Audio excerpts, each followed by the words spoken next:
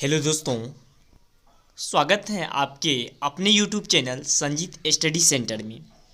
आज का जो क्लास होगा, आज की क्लास में देखेंगे आप जो इस बार 2023 में बोर्ड के एग्ज़ाम 12th के छात्र उसके लिए बहुत ही इम्पोर्टेंट ऑब्जेक्टिव जो कि इस चैनल के माध्यम से कराई जाएगी। अगर अभी तक इस चैनल पे नहीं जुड़े हैं तो इस चैनल से आप जुड़ लें। तो चलिए देखते हैं। आपका पहला जो ऑब्जेक्टिव होगा वह होगा बातचीत पे, और जो कि बातचीत शीर्षक निबंध के निबंधकार का नाम क्या है। तो इससे पहले लेखक के जितने भी नाम हैं और निबंध पाठ की विधा इससे पहले के क्लास में हम करा चुके हैं। अगर वह वीडियो अभी तक आप नहीं देखे हैं तो वीडियो के डिस्क्रिप्शन में वह लिंक दे देंगे, वहां से आप देख सकते हैं। तो चलिए देखते हैं।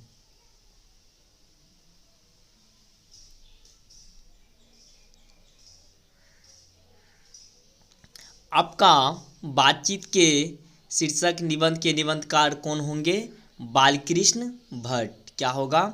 बालकृष्ण भट्ट। और नेक्स्ट आप देखेंगे कि बालकृष्ण भट्ट का निवास स्थान कहाँ था। तो बालकृष्ण भट्ट का निवास स्थान आपका हो जाएगा इलाहाबाद उत्तर प्रदेश। कहाँ? इलाहाबाद उत्तर प्रदेश। और नेक्स्ट आपका होगा कि बालकृष्ण भट्ट ने मोटा मोटी यानी कि बालकृष्ण भट्ट के कितने निबंध थे। बालकृष्ण जी के करीबन 1000 से आसपास निबंध उन्होंने लिखे थे। और बालकृष्ण के प्रहसन का नाम क्या था? आचार्य, उसका प्रहसन का नाम क्या था? आचार्य विंडन जैसा काम वैसा परिणाम, नई रोशनी का विष ताना, यानी जैसा काम वैसा परिणाम। नेक्स्ट होगा कि कौन सा उपन्यास बालकृष्ण भट्ट ने लिखा था। उन्होंने कौन कौन सी ऐसी उपन्यास थी जो लिखे थे। तो उनका उपन्यास रहस्य कथा, नूतन ब्रह्मचारी, 100 अनाज एक सुजान, गुप्त वैरी, रसा तल यात्रा, उचित दक्षिणा, हमारी घरा, सद्भाव का अभाव, ये सारी उनकी रचनाएं थीं। उनके अनेक प्रकार की शक्तियाँ जो वरदान की भांति ईश्वर ने मनुष्य को दी है, उनमें से एक है वाक शक्ति, जो हमें बोलने की एक दी गई है। वह हर एक चीज़ की भांति एक वाक शक्ति भी जो कि हमें दी गई है, जो कि हम अपने बातचीतों की वार्तालाप से हम प्रोत्साहन और मन को शांति के एक रूप में देख सकते हैं। और बेन जॉनसन का क्या कहना था? बेन जॉनसन ने कहा था कि बोलने से ही मनुष्य का सही रूप का साक्षात्कार होता है। बोलने से ही मनुष्य के सही रूप का साक्षात्कार होता है। एडिसन का कहना था असल बातचीत सिर्फ 2 व्यक्तियों के बीच होती है।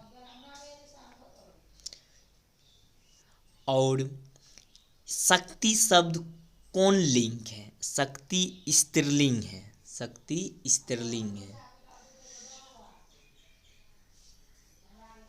आप देखेंगे कि बालकृष्ण भट्ट द्वारा रचित बातचीत क्या है? यह ललित निबंध है। क्या है? यह ललित निबंध है। और बालकृष्ण भट्ट किस युग के निबंधकार थे? तो ये भारतेंदु युग के निबंधकार थे। कौन? बालकृष्ण भट्ट जी। ये सब क्वेश्चन आपके बोर्ड के एग्जाम में बहुत बार पूछे चुके हैं, जो कि गेस किया हुआ क्वेश्चन है। इस क्वेश्चन को आप जरूर एक बार देखें। और नेक्स्ट आपका होगा कि मनुष्य की बातचीत का उत्तम तरीका क्या है।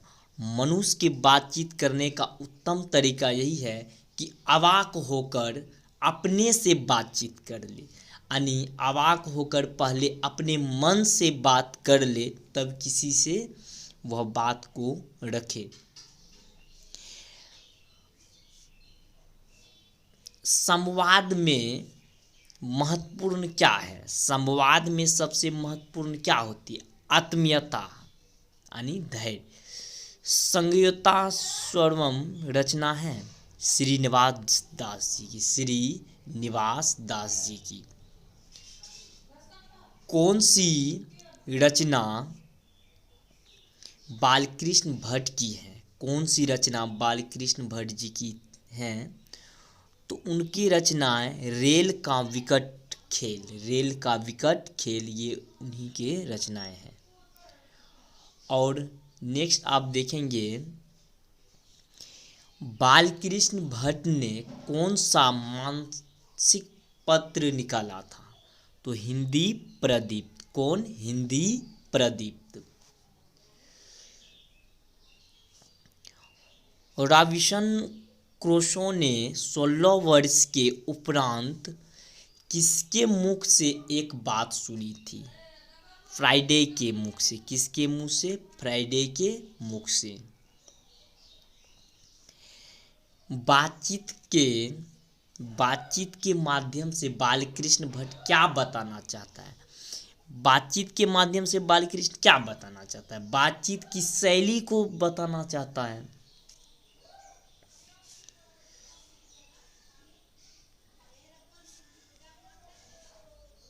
भट्ट जी को किसने अंग्रेजी साहित्य के एडिशन स्टील की श्रेणी में रखा है। रामचंद्र शुक्ल ने। किसने। रामचंद्र शुक्ल ने।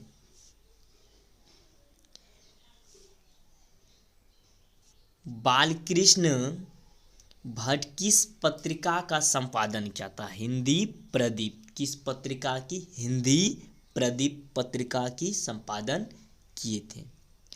बालकृष्ण भट्ट ने हिंदी प्रदीप नामक मासिक पत्रिका निकालना कब प्रारंभ किया था। निकालना कब प्रारंभ किया था। 1877 ईस्वी में। कब। 1877 ईस्वी में।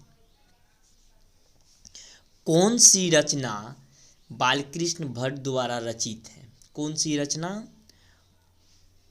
पद्मावती, वैनी संहार, मेघनाथ वध।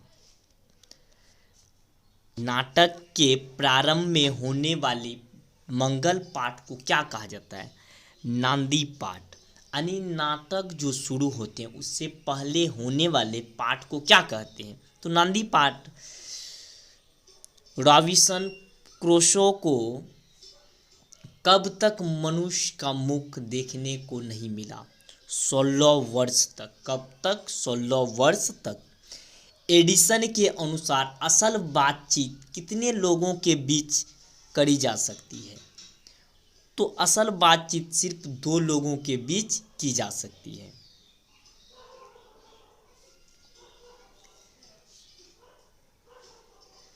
बातचीत से मन किस प्रकार हो जाता है।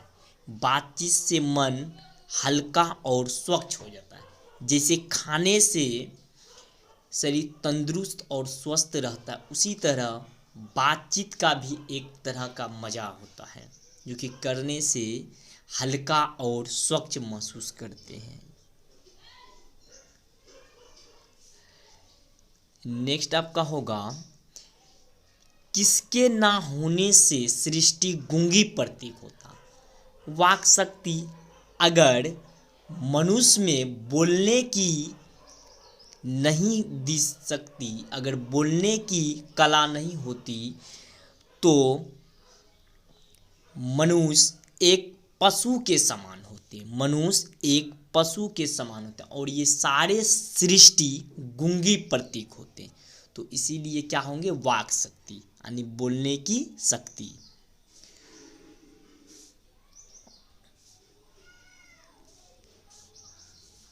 बालकृष्ण भट्ट किस काल के रचनाकार थे? ये आधुनिक काल के रचनाकार थे।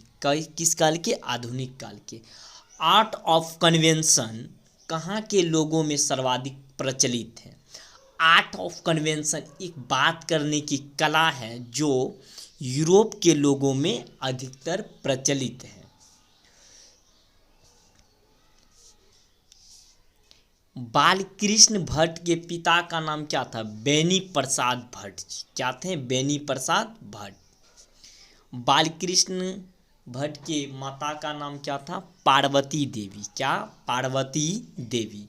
बालकृष्ण भट्ट के पिता क्या थे? यह एक व्यापारी थे। क्या थे इनके पिताजी? एक व्यापारी थे।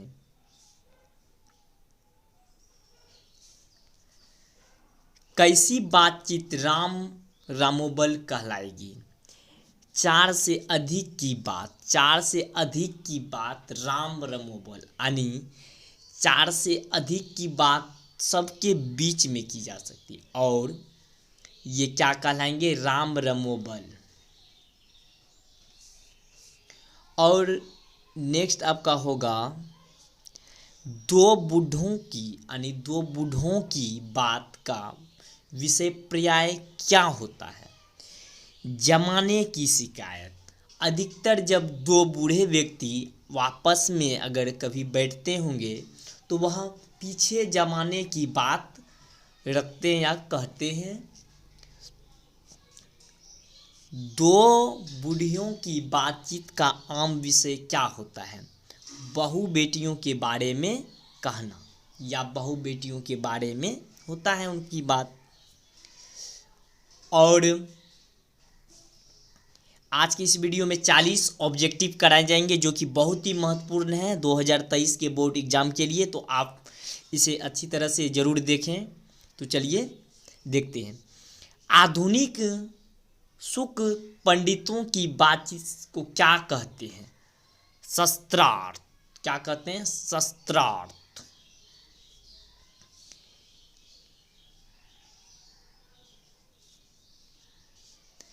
बोधा विद्यार्थी विद्यालय के सभी विद्यार्थियों को क्या मानता है? शिक्षक। जो बोधा विद्यार्थी। मनुष्य को सुख दुख का अनुभव किससे होता है? इंद्रियों से। किससे? इंद्रियों से। बालकृष्ण भट्ट का जन्म कब हुआ था? 23 जून 1844 ईस्वी को।